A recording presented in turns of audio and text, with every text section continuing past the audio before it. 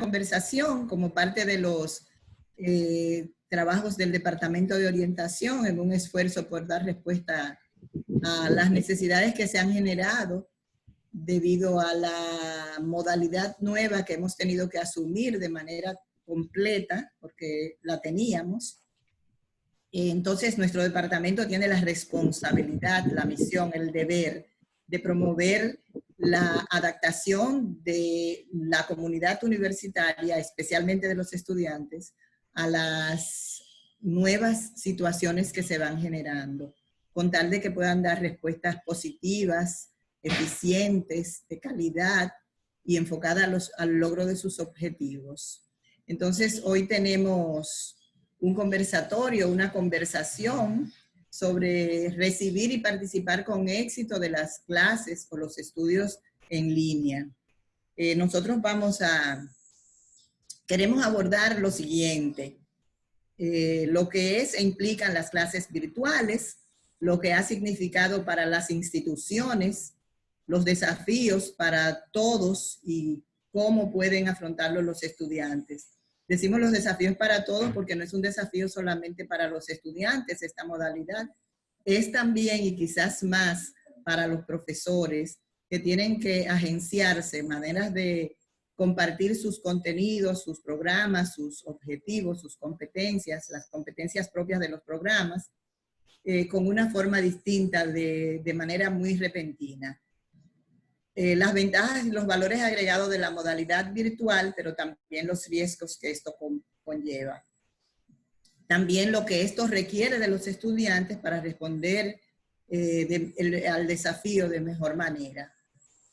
Vamos a trabajar un poco en qué influencia tienen los estilos de aprendizaje y en la aplicación de esta modalidad, cómo se tienen que ir cambiando esos estilos de estudio, de aprendizaje, etcétera. No solamente cambia el espacio, el tiempo, sino que también cambia la manera en que vamos a responder. Quizás no de manera tan sustancial como lo es para el espacio y el tiempo, pero sí hay que hacer algunos cambios. A mí me gustaría conocer un poquito los participantes, los colegas que están ahí, los conozco bastante, sin embargo me gustaría saber acerca de esto también, sobre ello. ¿Qué les gustaría escuchar o tratar sobre este tema en este conversatorio que no está contenido en la propuesta que estamos haciendo? ¿Cuál era su expectativa al ver el título, al ver el tema? ¿Alguien me lo quiere decir? Si no, seguimos. Porque es una hora que tenemos, ya llevamos 10 minutos. Ok. Pero yo sé que dentro de poco quizás se animen y lo digan. Yo sé que algunos tienen experiencia, han hecho cursos, han participado en actividades grupales, formales, y han hecho diplomado, han recibido entrenamiento, capacitación, que no han sido necesariamente recibir clases. Entonces me gustaría saber si alguien me puede decir eso. No me levanten la mano porque yo no estoy viendo a todos, sino que me dicen, sí, yo recibí, pero no tiene que hablar muchas cosas si no quiere. El que desea hablar, activa su micrófono, expresa lo que desea y luego entonces lo pone en mudo otra vez. Muy bien.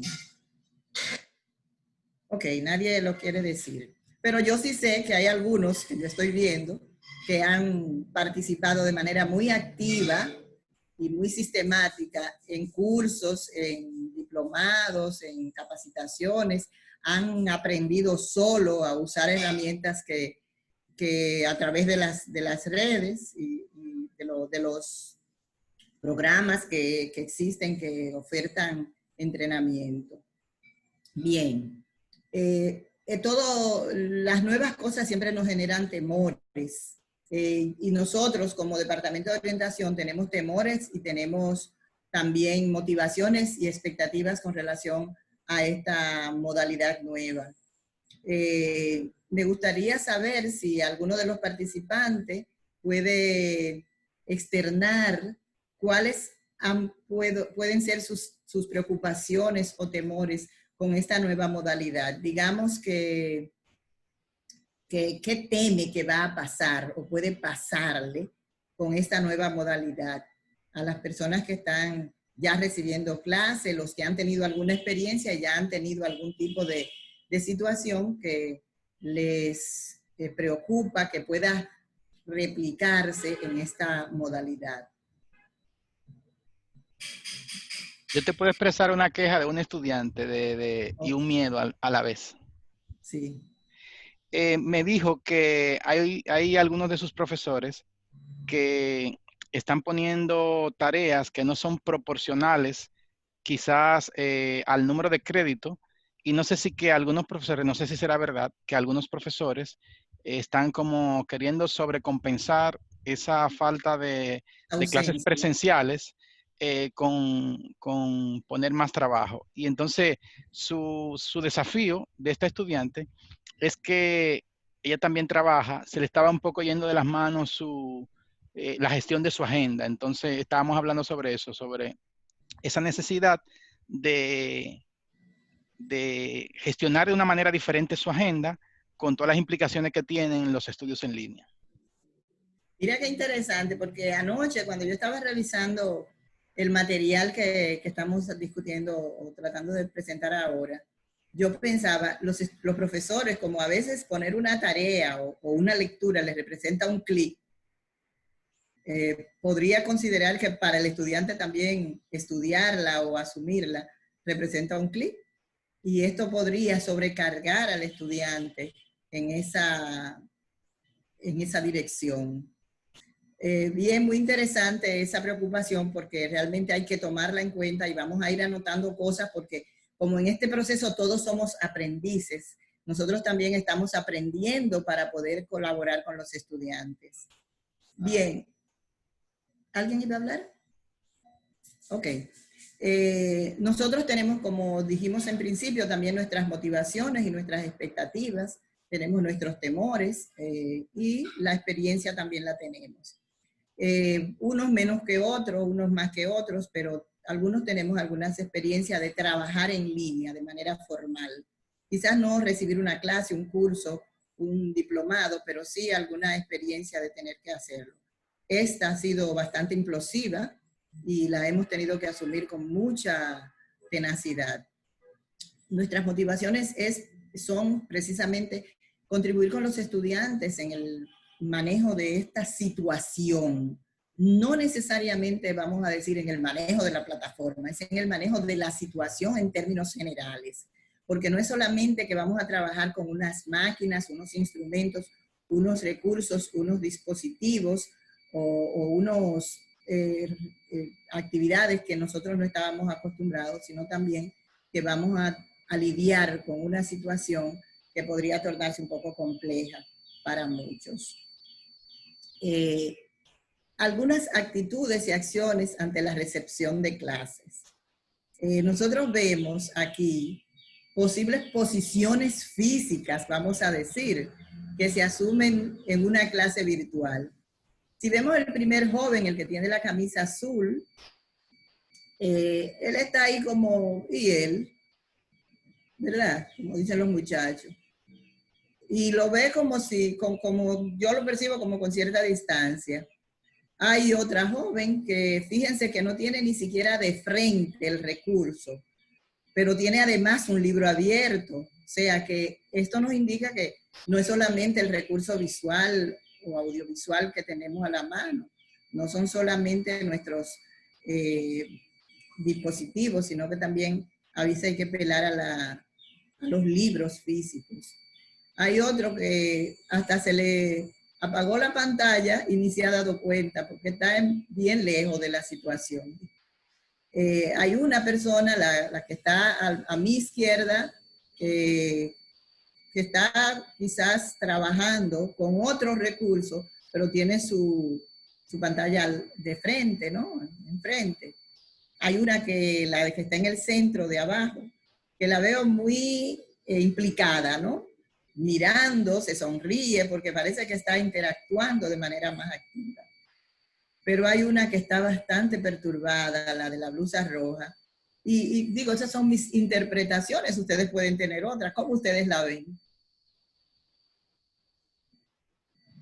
De mi parte, usted tiene razón, porque es el primer grupo que participo con usted. No sé si es de la Universidad UAS o es de la Universidad Pucamaima, el grupo que debe interactuar en este Zoom. Sí. Yo quisiera recibir información sobre esto, sí. Si debo de Bien. estar en esta reunión, si me compete. Sí, nosotros somos de la Pontificia Universidad Católica Madre y Maestra. Probablemente nos hayamos encontrado en alguna de esas clases de maestría o de especialidad. No te puedo reconocer así físicamente tanto, pero lo De la probable UAS, es... de la especialidad de la UAS.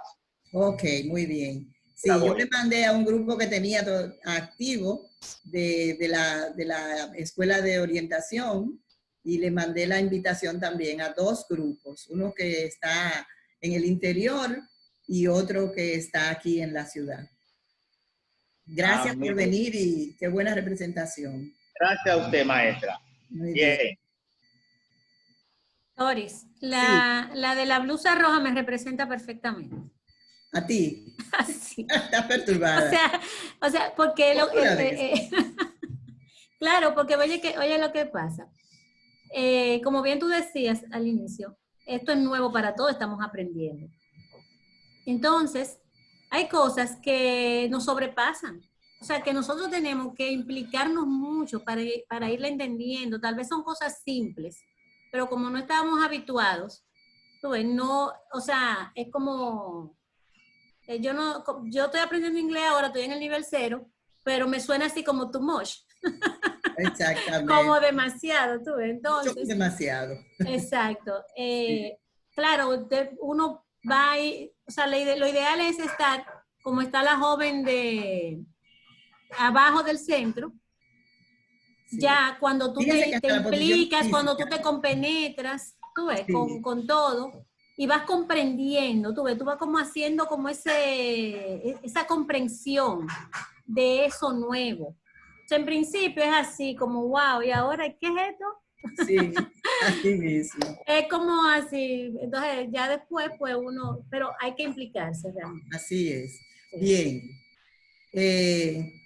Vamos a ver qué no es, hay una diapositiva que dice qué es la clase virtual, pero no sé por qué no se ve, no sé. Estaba en esa diapositiva y no es.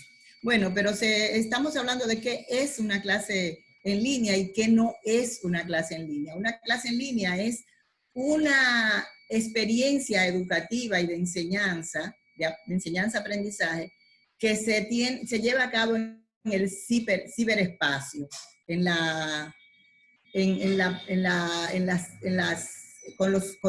como mediadores vamos a tener los recursos que normalmente tenemos, como que dispositivos, que siempre Alexis me corrige. Los dispositivos, nuestros equipos electrónicos son nuestro mediador.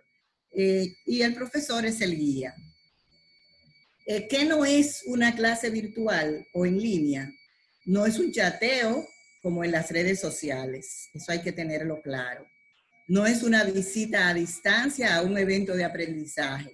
Perteneces a un grupo y con un profesor específico. Eso es una clase virtual. Y no responde a la motivación que regularmente se tiene para optar por esta modalidad.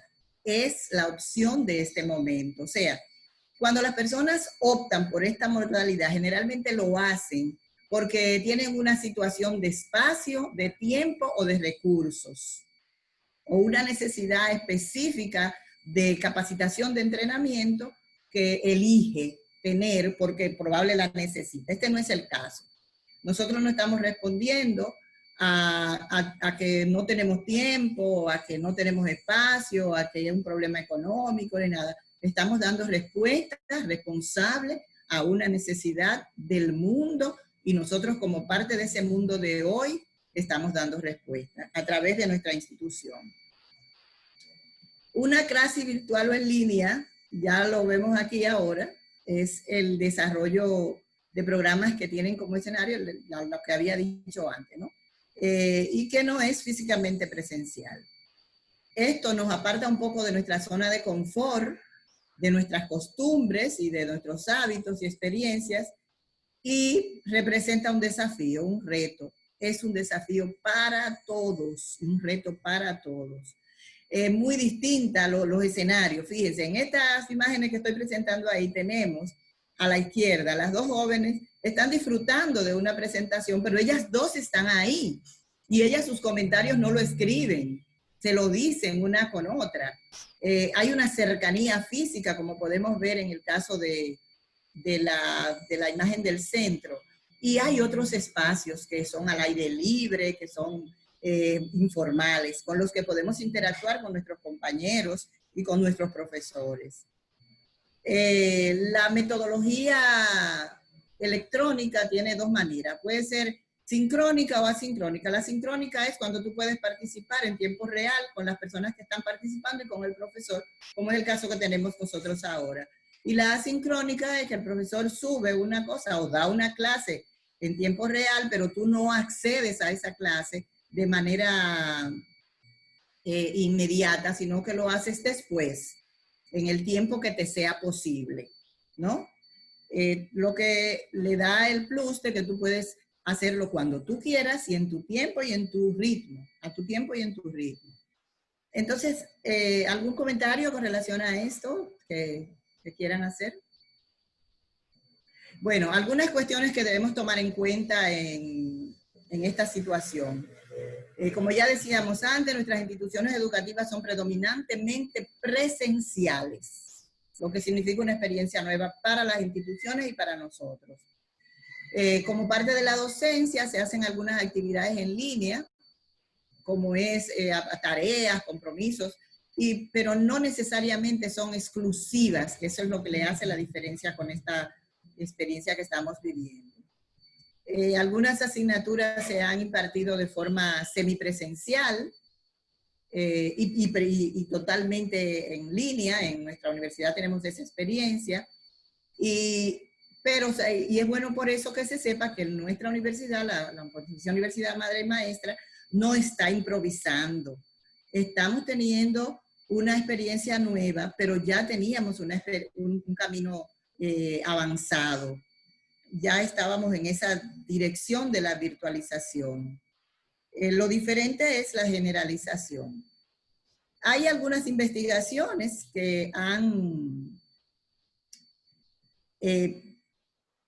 identificado algunas actitudes de los estudiantes ante esta modalidad de enseñanza y han encontrado fortalezas y debilidades en ella. No solamente las que pudimos ver a través de las imágenes, que se reflejan quizás a través solamente de la expresión física del cuerpo. Uno puede darse cuenta de cuál es el nivel de implicación que tienen las personas. Y en las investigaciones que se han hecho, como se han conseguido algunas ventajas y fortalezas que se reportan, y son algunas las siguientes. Primero, algunas ventajas, fortalezas y valores agregados que tiene esta modalidad virtual. Primero, que aprenderás más de la tecnología y de su uso. Que la metodología puede ser más variada. Yo no les digo que habrá profesores que se mantendrán con su manera tradicional, pero la mayoría de los profesores tendrán que buscar diferentes formas de impartir su clase, dentro de los cuales están desde la videoconferencia, el foro, etc. Facilita el estar al día y el seguimiento de las asignaturas, ya que las informaciones van a estar ahí plasmadas y aunque tú no vayas a clase, aunque llegues tarde, tú puedes volver a la clase. Entonces te permite, te facilita poder estar al día. Hay como ya hemos dicho, una flexibilidad horaria, hay menos costos, porque ya no tienes ni que pintarte, ni que arreglarte el pelo, ni ir al salón, tanto como lo hacías antes, no tienes que pagar transporte, no gastas gasolina, etc. Y eso baja los costos, aunque la matrícula se mantenga a los mismos precios. Y los recursos que necesitas son tus dispositivos que normalmente la gente de esta generación tiene y son muy buenos. Y la oportunidad de avanzar al propio tiempo. Estas son algunas de las fortalezas. Pero también se reportan desventajas y riesgos y amenazas para los estudiantes. Esto es bueno tomarlo muy en cuenta, porque aunque hemos visto los riesgos que tienen también los profesores, nos hemos enfocado más en los riesgos que tienen los estudiantes. Primero hay fallos en la conexión, tiempo de descarga, problemas en el envío de documentos, trabajo, o sea, problemas con los típicos de un recurso virtual o de un recurso electrónico. Se puede perder la señal, tener que desplazarte por tanto a otro lugar, no siempre se encuentra lo que tú quieres, algunos textos están colgados no están colgados en el momento en que lo necesitas. A veces hay tanta información que se nos hace difícil discriminar y depurar la que nos puede ser útil. Y esto es muy importante tomarlo en cuenta. Por tanto, hay que estar muy enfocado y por eso es muy importante también que ustedes tengan los programas de sus asignaturas, porque si el profesor no es muy específico en lo que tienes que abordar en una tarea, en un texto que te haya asignado, el programa te puede ayudar a delimitar esto. Doris. Hey. El primer día incluso, los primeros días el primer día de clase de cada uno de los profesores, en algunos momentos hubo un poco de desinformación porque tenían que recibir por una vía cuál era el enlace y la plataforma a la que iban a acceder. Entonces, algunos eran por Zoom, otros eran por Microsoft Teams. Entonces, hay como esta diversidad de opciones. Y entonces, estaba la plataforma, está el email, y como que estaban un poco, tú sabes, como Sí. con incertidumbre en principio. Y hubo alguna falla de información, pero yo creo que todo eso se ha ido regularizando ya. Qué bueno, qué bueno. Sí, eso nos ayuda a nosotros como orientadores a decir, bueno, tenemos que alertar a los estudiantes para que ellos alerten a su vez a sus profesores, que sea bien específico con la opción por la cual se van a conectar. Muchas gracias, Alexia, es muy buena información. Yo estoy tomando nota también de todas esas cosas porque queremos enriquecer nuestro aval de información para poder ayudar a los estudiantes. También tenemos que la carga lectiva aumenta, por lo que decía en principio Alexis, ¿no? De que los profesores se quieren compensar esa no presencia asignando más contenidos. Entonces, muchas veces esto hace que los estudiantes tengan que abordar más temas, más contenidos de los que podrían hacer en otro momento. Escúchame, que esto es en vivo. Ven, José Manuel, quítame este teléfono de aquí. Llévatelo. Bien, escúchame. Otros riesgos para los estudiantes está en el espacio, y este es muy importante porque este tiene mucho que ver con las actitudes. Esto no es parte ya de las investigaciones que consultamos. Esto es ya parte de lo que hemos visto en la práctica con algunas personas que participan en algunas actividades virtuales.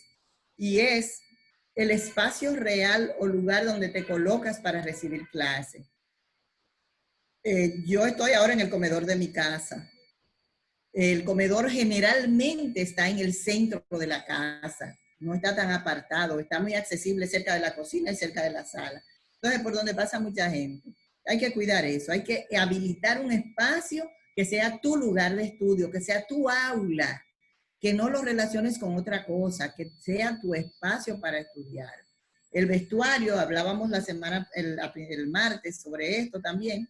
Primero que no es la pijama, porque no te vas a acostar, que sea una ropa de casa, pero que tú puedas salir con ella.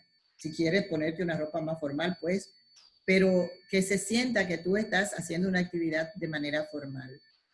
Evitar hacer otras actividades mientras estás en clases, darle seguimiento al ritmo del profesor, aunque te diga que tú puedes acceder e ir a tu propio ritmo. El profesor tiene un ritmo y de una vez que pasa una clase, él va a seguir con la otra.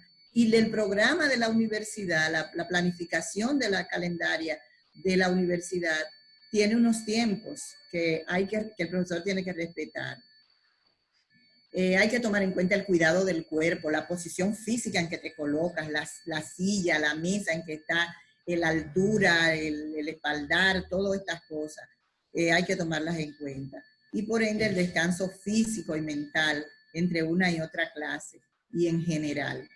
Ese descanso significa que cuando tú terminas una clase había 10 minutos en las clases presenciales para tú irte al baño, para esto. Este también son tus 10 minutos que debes de tomar y si te dan más, pues mucho mejor. Aprovéchalos para tomar agua, comer algo, estirarte, hacer una llamada que tenga necesidad de hacer, pero no te desconecte de tu ritmo de clase. Y respetar la rutina. Para respetarla tienes que hacerla. Tú dices, bueno, me voy a levantar a tal hora tengo esta clase, a tal hora voy a desayunar, a tal hora voy a bañarme, a tal hora voy a esto, hasta ahora voy a anotar tal cosa, etcétera. Hay que hacer una rutina. Esto inclusive te da la sensación de que estás activo. Y no es la sensación, estás activo. Y eso es importante en este tiempo en que estamos recluidos. Tener una rutina y además el valor de la satisfacción que te da. Bueno, ya hoy me levanté, yo me siento feliz porque me levanté, caminé en mi caminadora, me desayuné, tomé café, vi televisión, vi una novela que estoy mirando, un pedacito porque el hombre ese que se pone a contar muertos salió y me quitó la novela. Pero nada, he hecho muchas cosas que me siento cómoda con eso, me lavé la cabeza, etcétera. O sea que todo esto yo lo tenía planificado y lo he hecho para estar lista a la -10 para estar con ustedes. Entonces es bueno uno tener ese nivel de disciplina, que no es que yo la tengo todos los días, pero les recomiendo que lo hagan. Es satisfactorio. Esta modalidad requiere de los estudiantes tener claro el papel que juega esta experiencia en el propósito de su vida. O sea, ¿para qué te sirve esta experiencia? Vamos a sacarle el mayor provecho. Y te dice además que tienes que estar listo para el cambio, que en cualquier momento se puede producir un cambio en tu vida que tú no lo generas, que te lo genera la circunstancia y a la cual solamente tú tienes que responder y responder efectiva y activamente. Mejor conocimiento del uso de las TIC, ya lo habíamos dicho. Saber buscar información confiable en Internet. Decíamos en días pasados que en Internet hay muchas cosas excelentes, buenas. Uno se lleva y se queda ahí el día entero leyendo y hasta se queda sin ojo. Pero también hay muchas cosas que no son las mejores, que no son confiables, que tenemos que aprender a discriminar qué es lo bueno y qué es lo malo en Internet. Usar las bases de datos y los centros de documentación virtuales serios, las bibliotecas virtuales. Alexis sabe mucho de eso, de acceder a esos recursos virtuales que te ponen al día en lo que son las producciones bibliográficas y las investigaciones. Entonces, el Departamento de Orientación tiene a cada uno en un área que puede ayudar. Y creo que Alexis sería muy bueno en eso. Conciencia y conocimiento de cómo aprendes. Esto es fundamental, porque eso te dice a ti, bueno, es que la forma en que yo aprendía era de esta manera y ahora esa manera no la tengo. Es cuando me junto con fulano, personalmente, es en grupo, personal. Entonces tú tienes ahora que buscar otra manera de aprender porque ya no te puedes juntar con tus compañeros. Entonces, es bueno que agenciemos otra manera de aprender y ejercitar esas nuevas maneras. La nueva realidad demanda y estimula a los estudiantes a descubrir, a potenciar su potencial, su capacidad para el aprendizaje de forma autónoma, independiente, o sea, por ti mismo. El profesor dio una clase, pero tú eres que puedes identificar qué cosas no te resultaron claras y por qué. Entonces, identificar eso. A veces el profesor usa una palabra para decirte lo más elemental, cuyo significado tú no sabes. A veces el profesor presume que tú sabes algo, porque los de matemáticas, que yo siempre le digo eso a los mismos profesores de matemáticas, le he dicho, porque ustedes dicen, como a ustedes habían visto en el bachillerato cuando estudiaron las ecuaciones, entonces sigue explicando, pero ¿qué pasa? Hay el 60%, el 70%, hasta el 80%, hasta el 90% no ha visto eso, no lo recuerda o no lo sabe, no lo aprendió. Entonces se queda callado porque parece que soy yo el único que no lo sabe, porque todo el mundo se quedó callado y a lo mejor es la mayoría. Entonces tú dices, bueno, como el profesor asume que yo sé eso, entonces déjame ir a aprenderlo para evitarlo. En ese sentido, las matemáticas son el mejor ejemplo, en donde tú puedes ir a aprenderte la historia hoy, y los profesores te van a dar el examen de la historia que te está dando hoy. Pero a la matemática no es así, apela a otros momentos, a otros contenidos, necesariamente. Hay también que autorregular la autogestión. Hay que regular la autogestión. Eso quiere decir que yo mismo planifique, establezca, decida cómo voy a hacer las cosas, apegado a lo que son las competencias y los objetivos y los contenidos que se están abordando. Pero tú busques la manera de tú hacerlo de acuerdo a tu condición, a tu posibilidad, a tu necesidad. Y sobre todo, disciplina y automotivada. Pues disciplina y automotivación son dos cosas sumamente importantes. En este momento esto se requiere más que en cualquier otro momento, porque estás muy falta de ese monitoreo que significa no solamente el control de asistencia, que se va a seguir controlando a través de la vía virtual, sino también la presencia del profesor, la mirada del profesor, etc. Tienes que ahora valerte de ti. Y como es obvio, ya tus padres no te regulan, no te monitorean tu tiempo como lo hacían cuando estabas en otros niveles. Ellos tampoco se van a meter. Ellos te ven sentado en la máquina y tú puedes estar jugando, pero tú eres el que sabe si estás haciendo tu clase o si la debes hacer, pero ellos no te van a estar monitoreando en eso. Así que si alguno lo hace, es probable que lo haga porque conoce tanto a sus hijos que dice, bueno, esto tengo que darle un empujoncito. Pero la responsabilidad es de cada uno. Y sobre todo, con respecto a esta nueva realidad, es necesario que tú descubras el nivel de compromiso y de formación de profesional que tienes con tu formación, con tu profesionalización, con tu carrera, contigo mismo, con tu proyecto de vida personal, con tu familia, con la sociedad. Esto te pone a prueba todas estas cosas. Va a poner a prueba tu capacidad para adquirir todas esas herramientas. Es importante. ¿Algún comentario? Recuérdense que esto es un conversatorio, pero se cayó. Bien. Esto también requiere de la adquisición de nuevas habilidades cognitivas y para adquirir conocimientos. Eso es lo más importante ahora. Vamos a ver esto. Esas habilidades se reflejan en la adquisición de nuevos estilos de aprendizaje, como ya habíamos dicho antes. De basarte, apoyarte, fundamentarte en el conocimiento que tienes de ti mismo para tú buscar esos nuevos estilos de aprendizaje acorde al conocimiento que tienes de ti misma, que no te resulten algo cuesta arriba, que no es un saco de piedra que llevas para tú poder aprender, sino que te resulte cómodo porque es tu manera de aprender. Identifica tu estilo de aprendizaje y descubre nuevos estilos que debes aprender para optimizar tu rendimiento y en esta nueva modalidad de recibir clases. O sea, vamos a ver algunos. Vamos a ver sobre los estilos de aprendizaje. Los estilos de aprendizaje no son más que la forma en que tú buscas solución a una necesidad de aprendizaje, vamos a decir, o a una imposición de aprendizaje. Están contenidos en este concepto aspectos de carácter afectivo, de que te guste, ¿verdad? De que te enamores, que te haga sentir bien. Aspectos de carácter cognitivo, tu proceso de pensamiento, de aprendizaje mismo, y fisiológico, cómo es que funciona tu cuerpo, ¿no?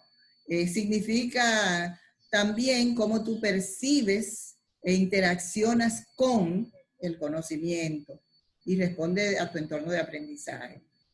Vamos a verlo, no vamos a ver más estas definiciones, pero vamos a ver cómo es que vamos a ver los estilos de aprendizaje para que tú puedas identificar cuál es tu estilo de aprendizaje y lo puedas potenciar y lo puedas asumir y lo puedas mejorar y lo puedas cambiar y lo puedas readecuar a tu manera de aprender y de esta nueva modalidad. Los estilos de aprendizaje, hemos seleccionado 2 de los tantos estilos de aprendizaje que pudieran haber. Seleccionamos uno que es atendiendo a los sentidos que predominan, los sentidos, la vista, el tacto, etc. Y el otro atendiendo a las actitudes que se asumen al estudiar, actitudes frente al conocimiento, frente a las clases, frente a las asignaturas, frente a los temas, a los contenidos, a las áreas. Y en esto vamos a tener una gran variedad.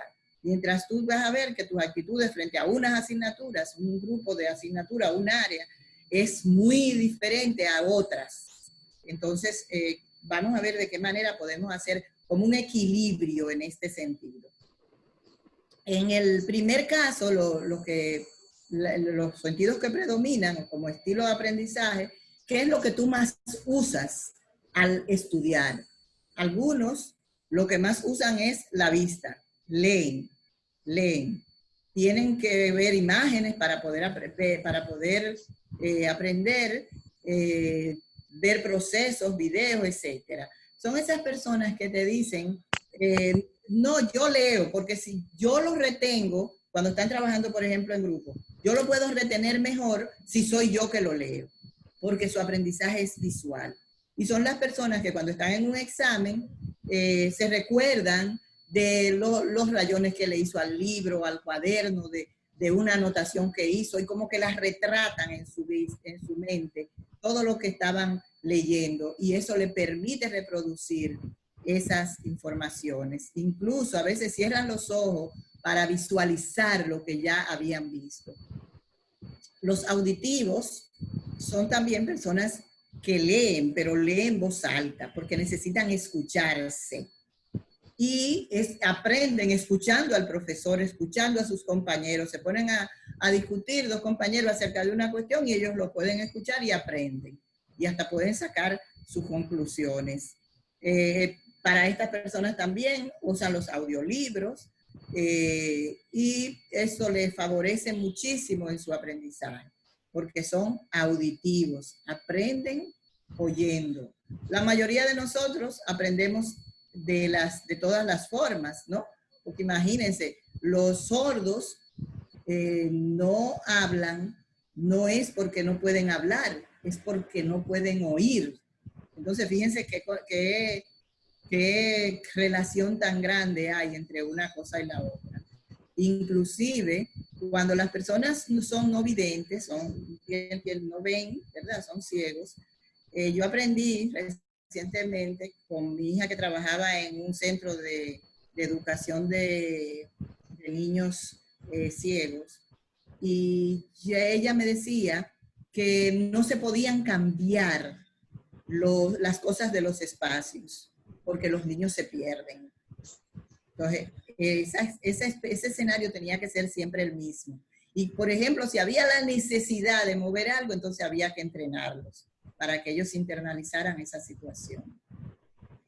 También tenemos los kinestésicos, que quiero hacer una corrección, si se quiere, o una observación con relación al conversatorio que tuvimos el martes, que en algún momento que estábamos con el compañero Manuel Sepúlveda, con una participación muy bonita y muy buena y muy clarificante, que él me decía que los kinestésicos son esas personas que no pueden estar sentados, que no pueden estar quietos. Es probable que tengan algo de kinestésico, pero estamos hablando de que hay que distinguir lo que es una persona hiperactiva y una persona kinestésica. El kinestésico aprende con su cuerpo, con movimientos, pero el hiperactivo es una persona que no tiene tolerancia, por ejemplo, a estar en una misma posición física mucho tiempo, ni en una misma actividad por mucho tiempo. Entonces, hay una cierta diferencia en eso. Los psicólogos que están ahí me pueden corregir si estoy equivocada. Entonces, también los kinestésicos son táctiles, o sea, que tienen que tocar las cosas, que tienen que ponerle. Y entonces, esa Doris, gente... perdón. ¿Hablas? Sí. Que para los profesores que trabajan con niños, ¿verdad? Sí. Esa aclaración es buena porque como el kinestésico necesita de sensaciones y movimiento para el aprendizaje, para procesar el aprendizaje, en algún Sí. momento determinado, un profesor se puede confundir y pensar que es algún tipo de hiperactividad.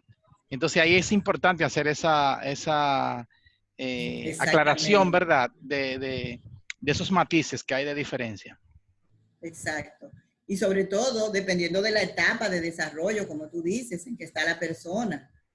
Una persona de 20 años, de 18, puede durar en una clase 1 hora sentado, pero no se lo podemos pedir a un niño, escuchando a otro hablar. O sea, que también esto tiene mucho que ver.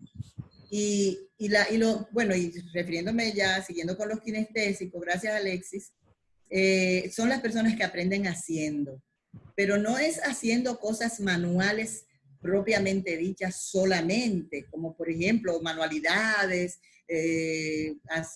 cortar, usar un instrumento, o una técnica o una cuestión para hacer algo físicamente, sino también que escriben, o sea, que los kinestésicos necesitan escribir para poder registrar, hacer un esquema, hacer un cuadro, etcétera. Y están usando, por tanto, también la parte visual, obviamente. Entonces, esta gente tiene más facilidad para hacer cosas, para resumir, para simplificar. Se les dificulta encontrar una tecla, por ejemplo, en la máquina, con la vista, pero pone los dedos en la máquina y de una vez sabe dónde está. Se le dificulta, por ejemplo, decirte un teléfono, memorizarlo, pero te dice, déjame marcarlo, y lo marca en el celular, y así se puede recordar. Entonces, los profesores no necesariamente planifican su clase tomando en cuenta esos estilos de aprendizaje, sino que la planifican de acuerdo a su propia manera de enseñar, y a veces los departamentos también. Es bueno que entonces tú, de acuerdo a tu estilo de aprendizaje, trates de llevar esa forma que tú tienes de aprender, ya sea visual, auditiva o kinestésica, a la manera en que tú te es más fácil aprender.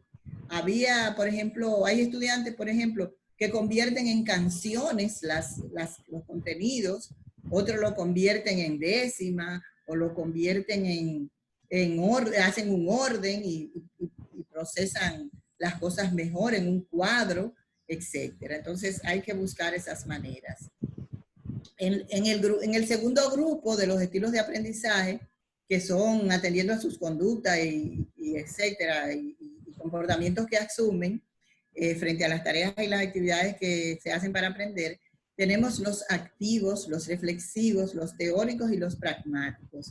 Aquí hay un estilo de aprendizaje que tenemos que asumir ahora de manera casi urgente, para poder salir a flote con esta nueva modalidad de aprendizaje. El estilo activo, ese es el más importante en este momento, que todos debemos asumir. Y una de sus características es que las personas que tienen este estilo de aprendizaje o de estudio se implican plenamente y sin prejuicio en nuevas experiencias. Por ejemplo, no se ponen a cuestionar de que si la tecnología es o que si no es, no. Ellos se implican. Bueno, esto hay que darle para adelante. Hay que salir con esto porque esto es lo que hay. Son de mente abierta, están dispuestos, no son escépticos, no tienen dudas de que si se puede o no se puede. Ellos van al grano y realizan con mucho entusiasmo las tareas nuevas. Bueno, esto es nuevo, bueno, pues ahora lo tengo que aprender, pues aprenderlo. viven el presente y les fascina exponer sus nuevas ideas, exponerse a nuevas ideas. Piensan que es bueno intentarlo todo. O sea, no se restringen. Bueno, dicen que esto no está tan fácil, pero vamos a intentarlo. Termina una actividad y entran rápidamente en otra. O sea, son activos porque no se paran. Están siempre buscando la manera de hacer algo. O sea, como dicen, no barajan trabajo. Hacen lo que tienen que hacer lo antes posible. O sea, no le dan largas. Y además de eso, no les gustan los plazos largos. Que le pusieron una tarea para dentro de un mes, ellos la hacen en la primera semana que pueden, que se la ponen. Entonces, eso es importante. Aunque después la repasen, la revisen, la dejen reposar y vuelvan a la tarea, pero comienzan a hacerla de inmediatamente. Se involucran en los asuntos de los demás y centran a su alrededor todas sus actividades. Son los que generalmente liderean los grupos. Se sientan adelante en las clases y ahora tú no vas a tener que sentarte adelante, pero tú vas a ser el primero que vas a entrar. Y si el profesor abre, tú puedes conversar, y es, como decíamos ahorita, cuando se habla de que podrían interactuar, comienzas a hablar con el profesor, pero estás ahí, llegas primero a clase, a donde quiera que vas. Eso es lo que necesitamos en este momento. Estudiantes activos, proactivos, como decía Giovanni también en su exposición, proactivos, hiperactivos si se quiere en esta situación. Así que vamos a ponernos para esa. El otro estilo es el estilo reflexivo. Estas son las personas que consideran la experiencia y la observan desde diferentes perspectivas. O sea, bueno, ¿para qué esta experiencia, para qué me está sirviendo ahora? ¿Qué otras beneficios puedo obtener de ella? ¿Cuál es el valor agregado que esto tiene? O sea, no se quedan solamente con que estamos viendo esta experiencia y la hago, sino que les saca otros provechos. Son prudentes, gustan ver todas las alternativas antes de tomar decisiones. O sea, es muy probable que tú abras un libro donde está un contenido que te asignó el profesor y ves que ahí está el texto que tú necesitas y te quedes con ese. Estas personas que son más reflexivas dicen, déjame compararlo, voy a buscar otro. Y comienzan a ver cuál es el que más se acomoda a lo que tú andas buscando, a lo que el profesor asignó, etc. Estas personas también observan la actuación de los demás, están pendientes de cómo actúa el profesor, de qué es lo que anda buscando, pero también de los compañeros que están con ellos para ver con cuál le conviene más, para decirlo de alguna manera, relacionarse en términos de sus clases y hasta para otras situaciones. A veces son muy observadores y por tanto se quedan siempre escuchando para ver entonces cuál es la situación y construir un juicio acerca del grupo, acerca del profesor, acerca de las situaciones.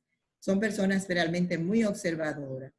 Aparentan ser distantes de los demás, pero realmente son condescendientes. Lo que son es un poco más escépticos que el grupo de activos.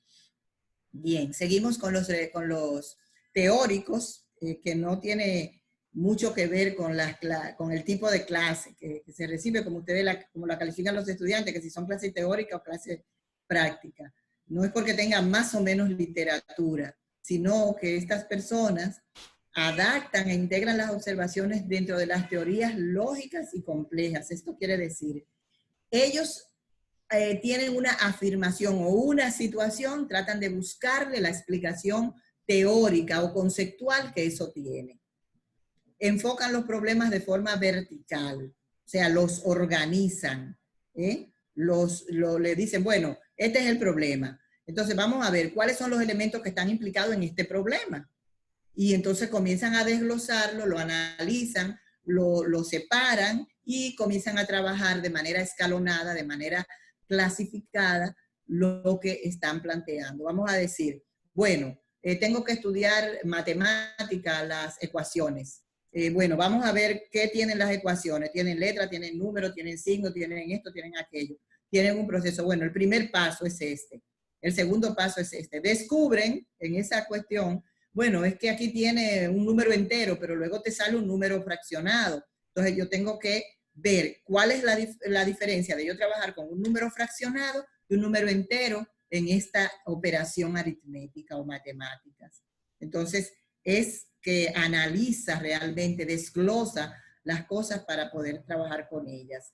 Igualmente, si es historia, bueno, la historia se trata de quién, de una persona, de un grupo, o de un grupo. Se trata de un lugar, de un tiempo y de una situación. Bueno, entonces vamos a clasificar eso. Yo quiero estudiarme este tema en historia. Bueno, ¿quién fue? ¿Dónde fue? ¿Cómo fue? ¿Por qué fue? Y así desglosa todo su contenido y aprende lo que tiene que aprender de una manera más objetiva, más clara, más organizada. Son personas que suelen ser perfeccionistas, buscan siempre que las cosas les salgan perfectas, no permiten que se les escape nada. Integran los hechos en teorías coherentes.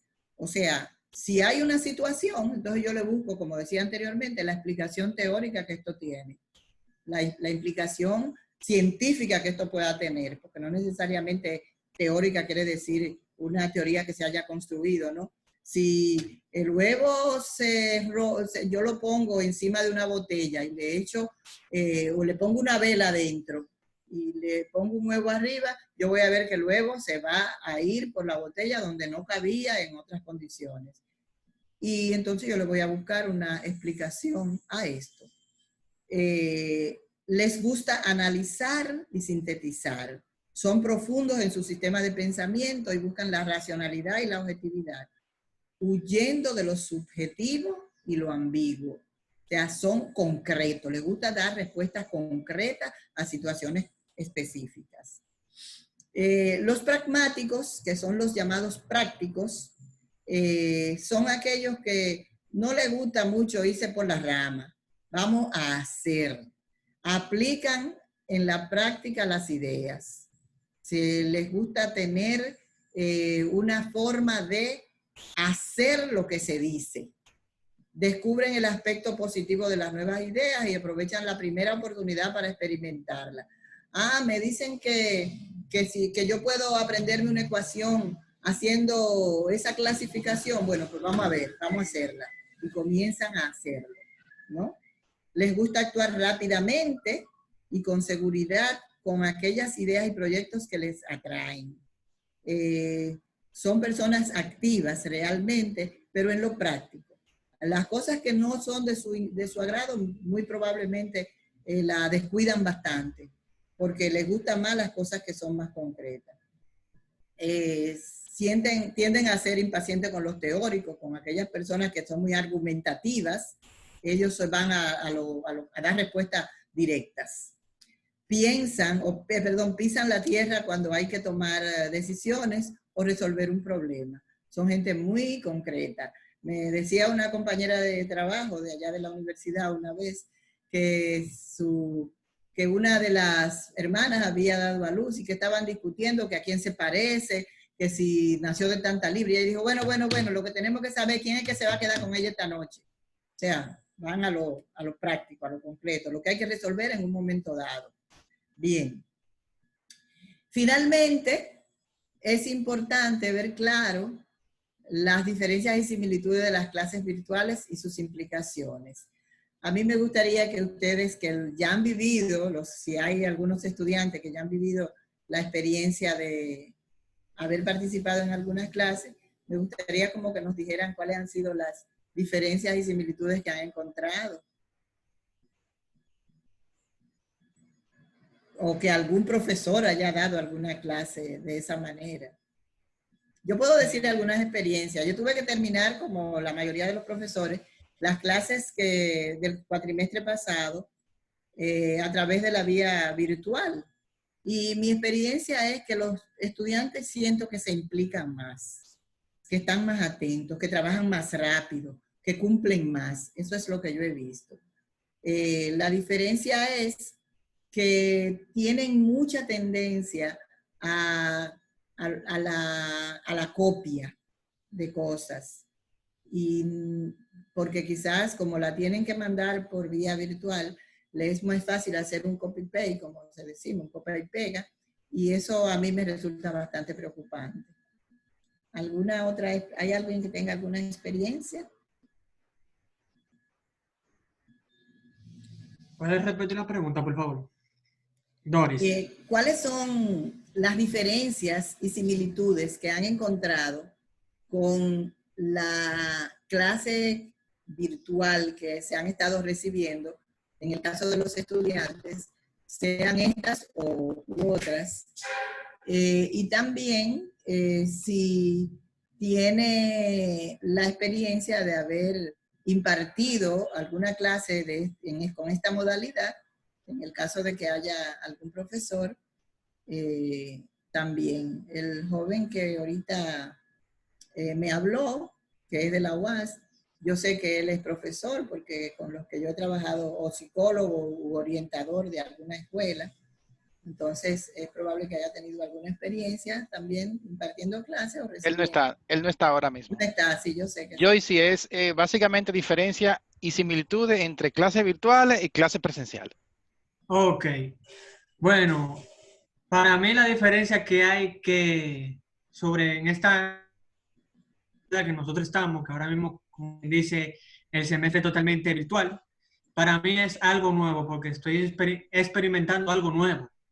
Porque en la clase presencial los profesores ven a los alumnos y los alumnos le pueden hacer preguntas y cualquier otra inquietud que tenga. Pero hay una desventaja que tiene. ¿Por qué? Porque el profesor no sabe si el alumno está o no está poniendo atención. Pero para mí, en mi situación, yo he puesto atención. Es algo nuevo para mí, estar en clases virtuales. Sí, eso es muy interesante, Joyce, eso que tú dices, porque cuando hablábamos ahorita de esa autorregulación y esa autonomía que se demanda del estudiante, es precisamente por eso. Qué bueno que tú lo sacas a colación, porque si el estudiante no es autónomo, o sea, yo no estoy aquí porque el profesor está ahí, no, yo estoy aquí porque yo decidí estar de manera independiente y por tanto voy a quedarme presente, el profesor me esté viendo, no me esté viendo, etcétera. Entonces, es uno de los riesgos inclusive que tiene esta modalidad. Con permiso, Doris. Entre otros de los riesgos que tiene es la situación del espacio donde tú vas a estar tomando clases. Sí. En mi caso, como ya yo supe que este semestre iba a ser totalmente virtual, lo que yo hice fue que ya yo acondicioné mi área a donde yo voy a estar trabajando y además informándole a mi familia, mejor decir a mis familiares, mejor decir, sí, mi familia, a donde yo voy a estar para que no me interrumpan mientras estoy tomando la clase. Ese es entre otros riesgos que tiene. Exacto. Porque en la universidad tú estás en un salón de clase a donde nadie te va a interrumpir. Exacto. Muy bien, Joyce. Eso me gusta mucho. Eso no lo habíamos dicho en esta participación. Pero es muy importante que se hagan acuerdos con la familia y que la familia reconozca y vea que tú no estás chateando, que tú no estás jugando, que tú estás en una clase y que la única diferencia es que la estás teniendo en tu casa, pero que es igual que si estuvieras en la universidad. Que no te llamen para ven, pásame esto y súbeme aquello, ni nada de eso. Ni te pasen llamada y tú mismo debes desactivar tus otros recursos para que te centres en la clase que estás recibiendo. No solamente eso, sino que yo le informo a mi familia que yo tengo clase de tal hora a tal hora para que no me estén interrumpiendo o molestando. Exacto. Y es posible que termine un poquito antes y que tú salgas fuera y que te compartas con ellos, pero que tengan la información de que es hasta tal hora. Muy bien, gracias por tu aporte. Yo quiero compartirles algunas observaciones sobre esa diferencia entre clase virtual y clase presencial. Rápidamente, porque creo que ya tenemos más de una hora. ¿Puedo seguir, Alexis? Tenemos exactamente una hora, pero tú sigue hasta que completes tu presentación. Ok, vamos a hacerlo rapidito. Bueno, una de las observaciones que tenemos es que dependiendo de la aplicación que se use en la clase virtual, a veces parece que está solo, porque cuando se trata, por ejemplo, de Zoom, la persona se ve, aunque tú puedes hacer eso que muchos han hecho, que han quitado su imagen de ahí, y a lo mejor no están ahí, y eso, pero su nombre está. Entonces, por eso mismo que decía Joyce, ¿no? No estás solo, pero lo importante es no estar solo y acompañado en este momento, es tú tener un compromiso contigo. Los demás alumnos siempre van a estar, aunque tú no lo veas y el profesor también. Hay más rigurosidad en el tiempo de algunos compromisos, se cerrarán automáticamente, eso hay que tomarlo en cuenta en la clase virtual.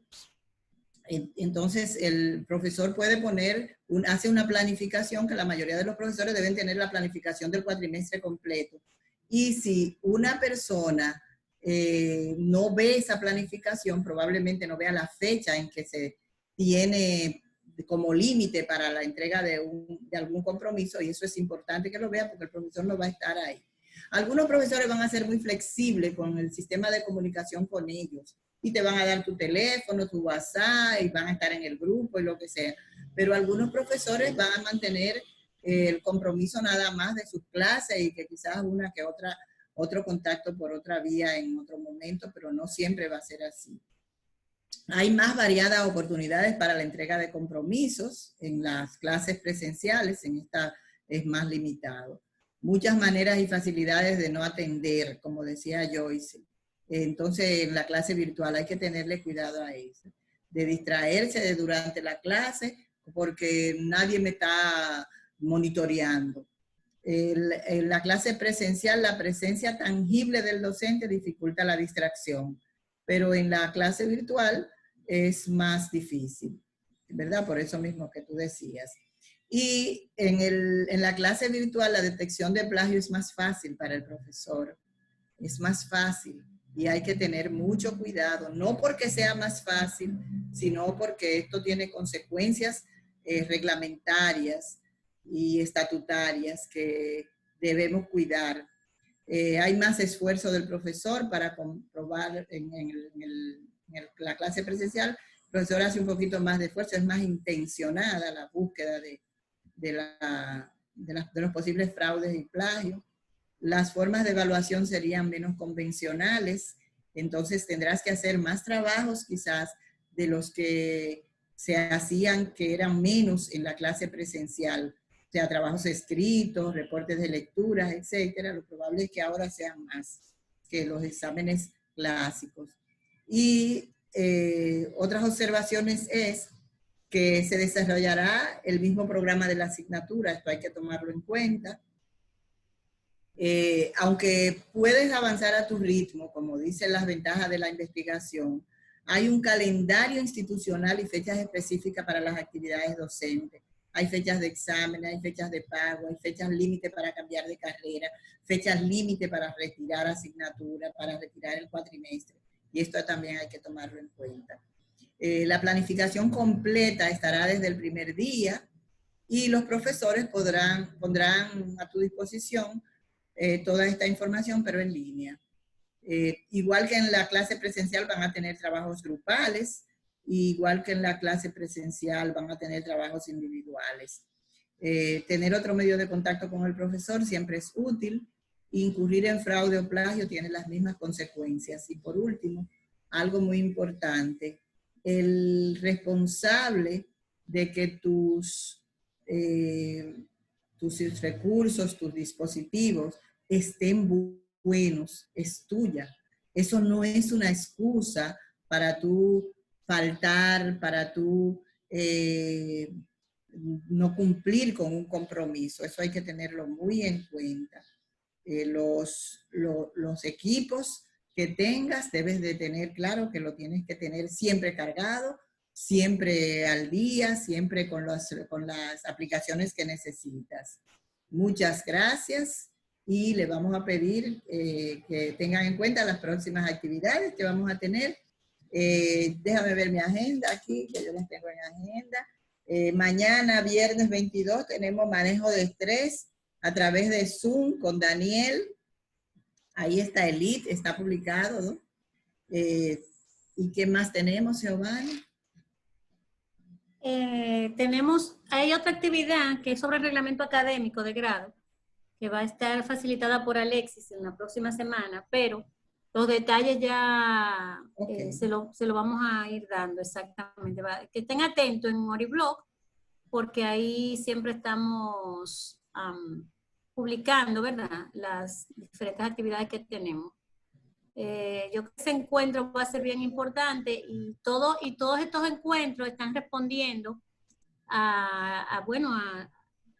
o sea, dando respuesta a la situación del momento, o sea, que son bien oportunos, informaciones bien necesarias, como esta que tuvimos hoy, que tuvimos el martes. Mañana vamos a tener, como tú dijiste, lo de Daniel, la charla sobre control de estrés, que también todo lo necesitamos.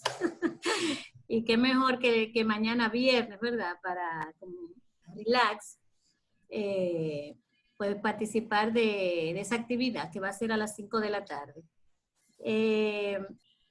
Yo quiero felicitar, ¿verdad?, a Doris, aunque eso está de más, porque Doris es la maestra. Giovanni, no te pases. Tú sabes qué es así, Doris. Lo que yo sí te digo es que siempre tú nos dices y que no, pero es que yo que no conozco, que sé yo cuánto, pero óyeme, gracias a Dios. Así que muchísimas gracias porque ha sido muy edificante. Muy bueno. Yo creo que ya que Alexis se grabó y lo vamos a estar publicando porque entiendo que todo esto es una información valiosa para la adaptación de los estudiantes, para los profesores también, entender y reconocer cómo aprenden nuestros estudiantes y en este sentido, cómo tenemos que enseñar, ¿verdad?, para atender a la diversidad. Porque a veces, como tú decías, como profesor, yo tengo un estilo y basándome en ese estilo que tengo, que es que no me doy cuenta, simplemente lo tengo y así funciono, pero ahora puedo ver y decir, bueno, por general mis clases son predominantemente para un estilo visual, porque son muchas imágenes o muchas presentaciones. Quizás entonces yo tenga que ver qué otras actividades yo puedo hacer, complementar, diversificar, para que lleguen a un estilo más auditivo, kinestésico, tal vez no que todo el tiempo sean expositivas las clases, sino que haya algún tipo de actividad práctica que permita que el estudiante tenga que moverse, ¿verdad?, que sentir, que hacer. Y entonces, pues todo esto, o quizás ver como cada actividad que pongo pudiera tener diferentes componentes, donde le puedo dar la opción al estudiante de que me lo entregue en diferentes formatos. ¿En qué formato? Si te interesa más un formato visual, auditivo, o sea, que el estudiante tenga esas opciones y que lo adapte. Porque algo que me surgía cuando tú hablabas, Doris, es que un estilo no desestima el otro. O sea, el hecho de que yo tenga un estilo de aprendizaje no significa que mi estilo sea mejor que el estilo del otro. O sea, que el estilo auditivo, que el estilo visual, kinestésico, que el activo, que el reflexivo, implica que uno sea mejor que el otro. Implica que yo tengo una manera de aprender distinta. Predominante, exactamente, porque lo tenemos todo, pero predominantemente distinta. Entonces, si yo lo sé, lo puedo asumir, entonces yo puedo apropiarme del conocimiento de la misma manera que se puede apropiar la otra persona. ¿Ves? Porque lo único que va a cambiar es el canal por el cual yo voy a recibir esa información para apropiarme de ella. Entonces, creo que en ese sentido, pues es muy, muy valioso todo lo que hoy hemos visto.